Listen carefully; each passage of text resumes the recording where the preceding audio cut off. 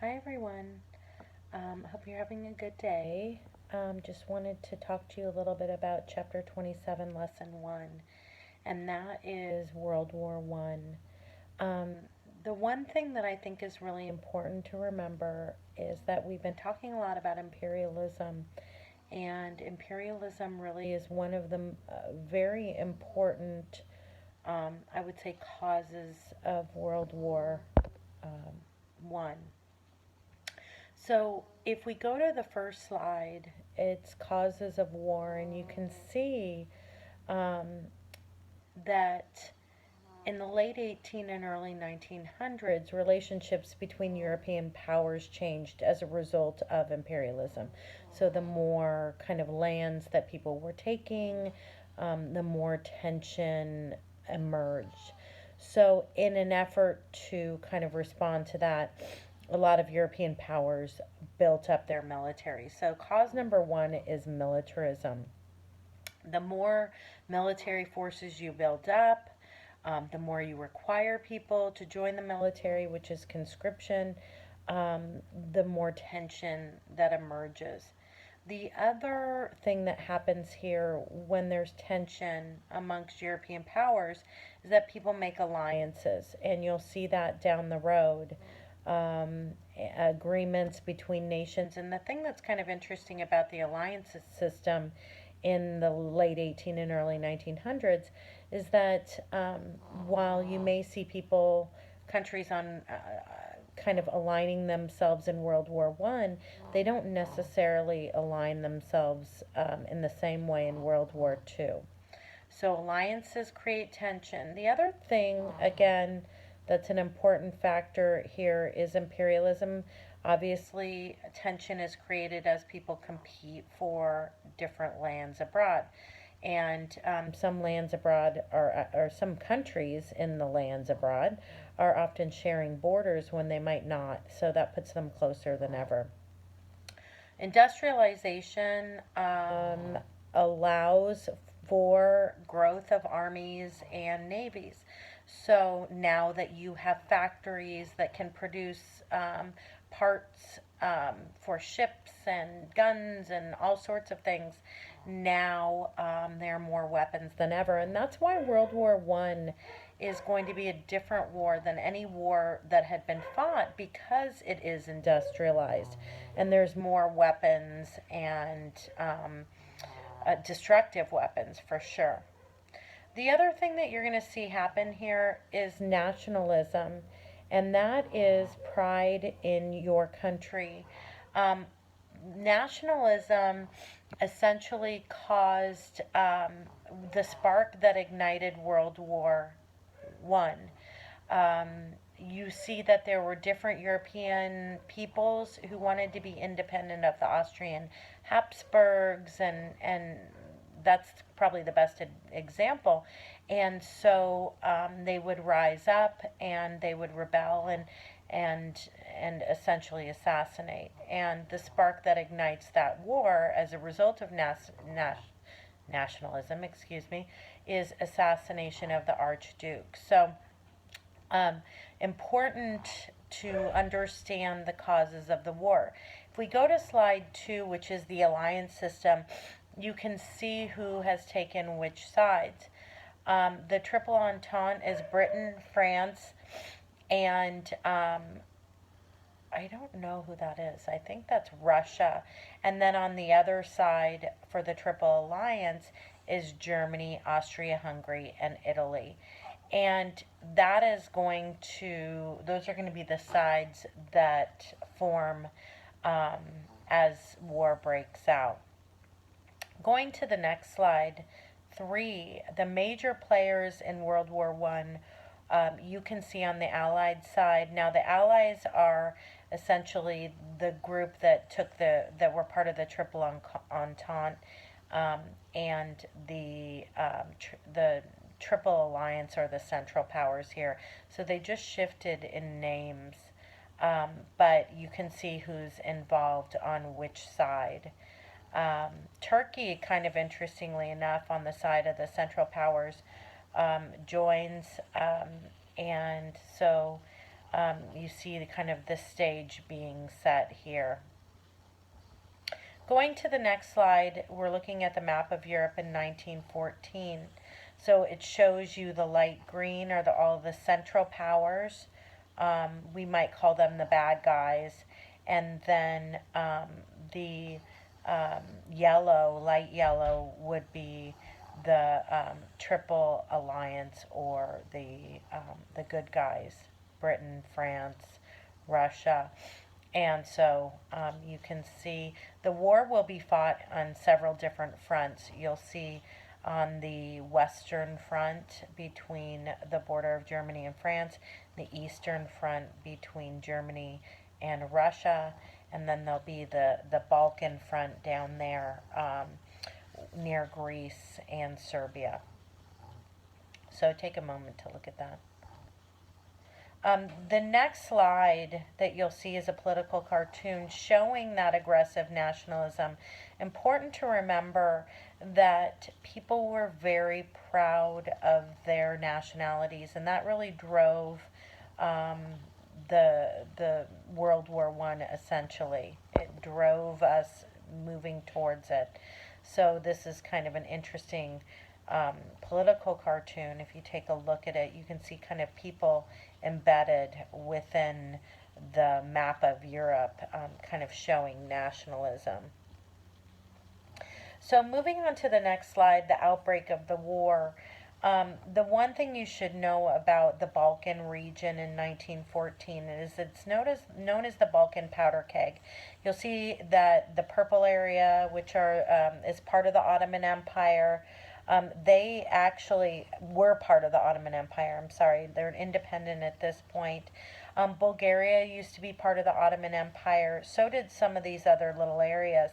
They had broken away, and unfortunately, for the area that you see on there that's called Serbia, you can see that's a large Slavic region there. The area above Albania. Those people there, the Serbs, are really interested in creating a modern Slavic nation. And part of what they wanted to do was actually unite with some peoples that were actually under the control of the Austrian Empire. So this is an area that's often described as a powder keg. It's a nest of terrorism, especially the Serbs. If you find Serbia on that map, the people from there are often described as terrorists. And this whole area, everybody's just driven by nationalism. They want to be ruled by the people who share their same customs and traditions. Okay, so something to think about. When we look at the next slide, at the heart of this spark that ignites the war is the Archduke Franz Ferdinand, and he is the heir to the throne of Austria-Hungary. Now, Austria-Hungary is a dual monarchy.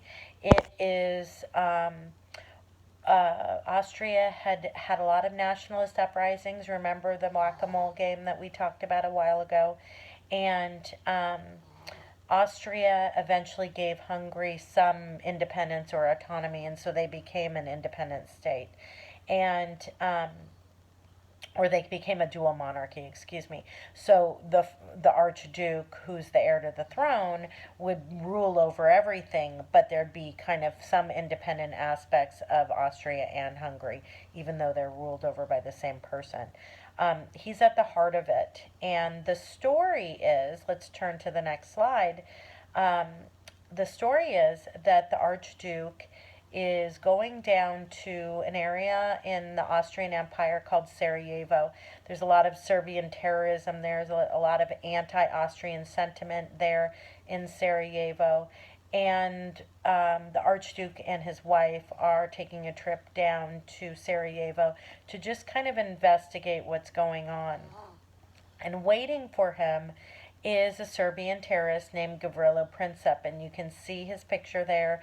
You can see him carrying, being carried away there by the armed guards and the military.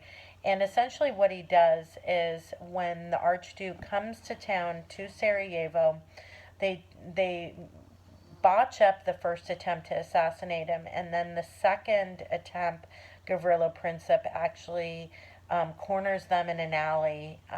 They turn down the wrong street. The vehicles at that time didn't have a reverse option, so they had to kind of turn it around manually, essentially. And Gavrilo Princip used that as an opportunity to shoot the Archduke and his wife in the head. So he's the spark that ignites the war, and he's a Serbian nationalist, a terrorist, essentially. And if we go to the next slide, we're looking at who is to blame, and everybody's kind of pointing to each other for the cause of the war. The big finger coming at the top there, you see, is the United States, and they're like, no, but you guys are all to blame. And then on the back of the cartoon it looks like a woman with a dagger through the heart, and that's, the peace of Europe. It's described as the death of the peace of Europe. So, essentially, the war is going to break out. So going to the next slide, inevitability of the war, June 28, 1914, the Archduke is assassinated. Germany comes to the aid of Austria-Hungary and says, okay, we'll give you any help you need to. Often that's called a blank check. Well, here, take what you need. We're not even going to write an amount out. It's not a real check, but it's this idea that you have unlimited support. And so Germany issues the blank check. Russia begins to pull together some troops, and Austria-Hungary doesn't like that. So we're going to talk about that in a minute. July 23rd, Austria issues Serbia an ultimatum. An ultimatum is, if you do this, then we'll do this for you. And the ultimatum was basically to hand over the investigation of the assassination to Austria-Hungary, and Serbia would cooperate, and Serbia did not want to cooperate with that. So the ultimatum was designed, and let's go to the next slide, that is the second slide in inevitability of the war. You can see the map of Germany and the Kaiser there. Austria-Hungary will declare war on Serbia because Serbia will not accept the ultimatum, and Russia begins mobilizing the troops. Now, the interesting thing here is, why is Russia getting involved here? Well, Russia is a Slavic nation in the same way that Serbia is. So Russia begins to mobilize its troops, pull everything together, and Germany says, hey, Russia, you better stop what you're doing. And the Russian Tsar Nicholas at this time is like, go fly a kite, I'm going to do what I want to do. So Russia pulls its troops together. Germany doesn't like that, and so August 1st, Germany declares war on Russia. And then August 2nd, Germany will use this opportunity of the war breaking out as a way of invading France. And you're like, wait, what is happening here? All of a sudden, this took a turn. It did. The interesting part of war, and we've watched this throughout our studies, is that some people kind of wait to see what opportunities are available to them as wars break out. And Germany uses this as an opportunity. So if you look at the map, you can see that orange area is Germany. What Germany is going to want to do is expand its borders west into France. And how are they going to do it? Well, Germany will march through Belgium. And the problem with marching through Belgium, if you're Germany, is that Belgium at this time has declared neutrality. So you can't march through a neutral country. It violates the terms of neutrality. And ultimately, when Germany marches through Belgium, that then creates bigger problems. If you go to the next slide, that is called the Schlieffen Plan, that is a plan, that's Alfred von Schlieffen, and the plan for Germany to invade France has been in play for a long time.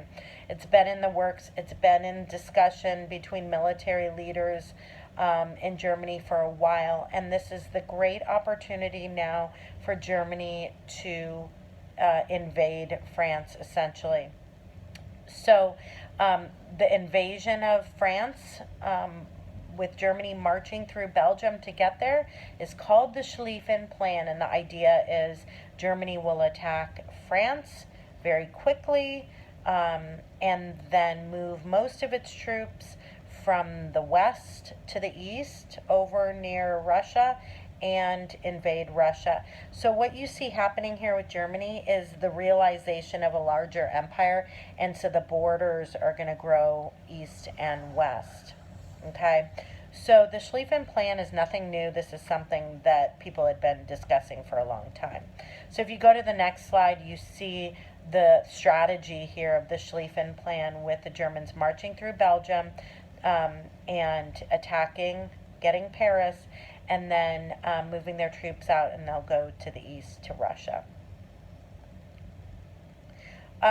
Belgium's not happy about this. Belgium says we're a country, not a road, and as a result, Belgium is going to, I guess, get pulled into the war. Interestingly enough, August 4th, 1914, Great Britain joins on the side of Belgium and France at this point, and Serbia and Russia, because Britain and Belgium had had an entente, or a friendship, for a while, and the idea was that if Belgium was ever attacked, Britain would come in to her aid, and that's exactly what happens here. So the Schlieffen Plan, I think, was a concern for a lot of people. Not, I mean, obviously the Germans were discussing it, but I think other countries kind of knew it existed and were worried about it as well. Going into the next slide, you can see the two sides there. Two armed camps. The Allied powers, Britain, France, and Russia. And then on the Central Powers side, Germany, Austria, Hungary, and Turkey. Now, you see at the bottom there the flag of Italy. Italy comes over to the side of the Allies as well.